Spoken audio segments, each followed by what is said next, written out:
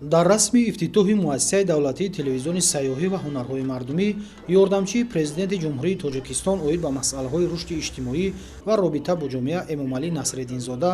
роҳбарияти Кумитаи телевизион ва радиои назди ҳукумати ҷумҳурии Тоҷикистон ва роҳбарони шабакаҳои телевизион ва радиои мамлакат иштирок намуданд.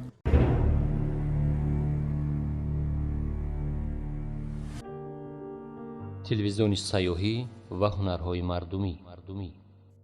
муассисаи давлатии телевизиони сайёҳӣ ва ҳунарҳои мардумӣ дар асоси дастуру супоришҳо ва дастгириҳои пайвастаи пешвои муаззами миллат муҳтарам Эмомалӣ Раҳмон бо мақсади тарғибу ташвиқи имконияти сайёҳӣ, ҷалби сайёҳони дохиливу хориҷӣ ба ҷумҳурӣ, мусоидат ба рушди бемайлони ҳунарҳои мардумӣ дар мамлакат ва муаррифии Тоҷикистон дар арсаи байналмилалӣ ҳамчун кишвари барои сайёҳӣ мувофиқу дорои фарҳангу ҳунари волои таърихӣ таъсис дода шудааст. бинои асосии телевизиони сайёҳӣ ва ҳунарҳои мардумӣ аз 3 ошона иборат буда, дорои 30 ҳуҷраи корӣ аз ҷумла маҷлисгоҳ, танзимгоҳҳо, ҳуҷраи ороишгарӣ, маркази дубляж, маркази пахши барномаҳо, студияҳои сабт, ҳуҷраи пардозгарӣ ва дигар ҳуҷраҳои ёрирасон мебошад. ҳадаф аз таъсиси телевизиони сайёҳӣ ва ҳунарҳои мардумӣ пеш аз ҳама амалӣ намудани стратегияи ҷумҳурии Тоҷикистон дар самти сайёҳӣ ва эҳё ва рушди ҳунарҳои мардумӣ мебошад. гузашта аз ин телевизиони сайёҳӣ ва ҳунарҳои мардумӣ вазифадор аст ки ҷиҳати тарғибу ташвиқи бахши сайёҳӣ ва ҳунармандӣ гузориш барномаҳо таҳия намояд, ҳамзамон он чорабиниҳое ки дар дохили кишвар ва берун баргузор мегарданд онҳоро низ инъикос намояд.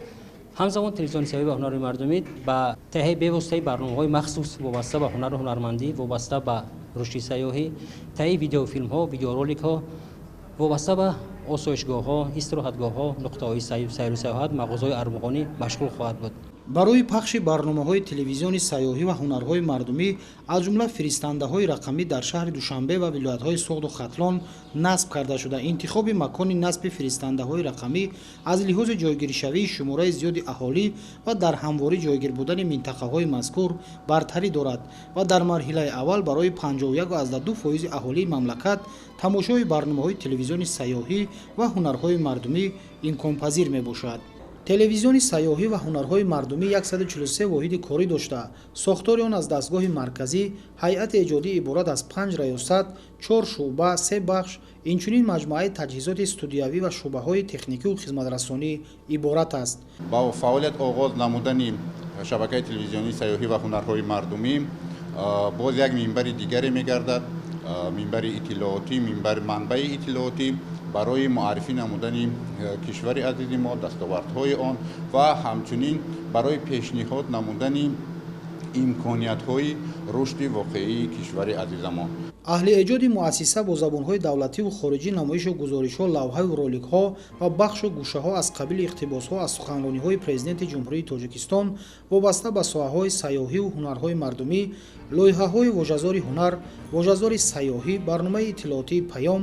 Раҳбараҳ, Хатсайр, Армуғон, Гулдаст, Нигористон, Сози роз, Нидои таърих, озмуни акси беҳтарин дар мавзӯи Сарзамини ман ва дигар маводи ҷолибро омода намуданд, ки пешкаши тамошобинон гардонида мешаванд. соҳаи сайёҳӣ яке аз соҳаҳои афзалиятнок дар кишвари азизамон маҳсуб меёбад ва давлат ҳукумати ҷумҳурии Тоҷикистон аз солҳои аввали соҳиби истиқлолӣ нисбат ба ин соҳа таваҷҷӯҳи бештар зоҳир менамоянд. акнун бо ташаббуси ҳукумати ҷумҳурии Тоҷикистон дар фазои иттилоотии кишвар таъсис ёфтани боз як шабакаи нави телевизионӣ бо номи муассисаи давлатии телевизиони сайёҳӣ ва ҳунарҳои мардумӣ аз ташаббусҳои фарҳангпарваронаи давлати ҳукумати ҷумҳурии Тоҷикистон маҳсуб меёбад. акнун бо заҳмати аҳли эҷоди ин муассиса, рудучашмаҳои шифобахш, табиати биштособ ва эъҷози dastoни ҳунарофари аҳли заҳмату ҳунари кишвари азизи мо тариқи барномаҳои телевизионӣ ба сокинони кишвар ва оламиён муаррифӣ хоҳад. дар ҷамъомад таъкид гардид, ки муассисаи давлатии телевизиони сайёҳӣ ва ҳунарҳои мардумӣ бо мақсади тарғибу ташвиқи имкониятҳои сайёҳии мамлакат, ҷалби сайёҳон ва сармояи дохиливу хориҷӣ ба ин соҳа,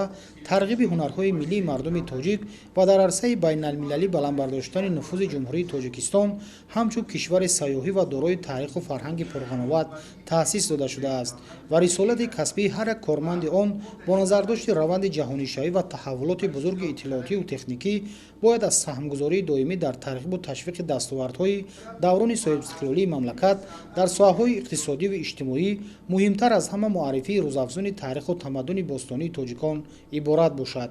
дар саҳни муассисаи давлатии телевизиони сайёҳӣ ва ҳунарҳои мардумӣ ва ифтихори оғози фаъолият дар фазои иттилоотии тоҷикистон намунаи ҳунарҳои мардумӣ ва имкониятҳои сайёҳии мамлакат ба намоиш гузошта шуд.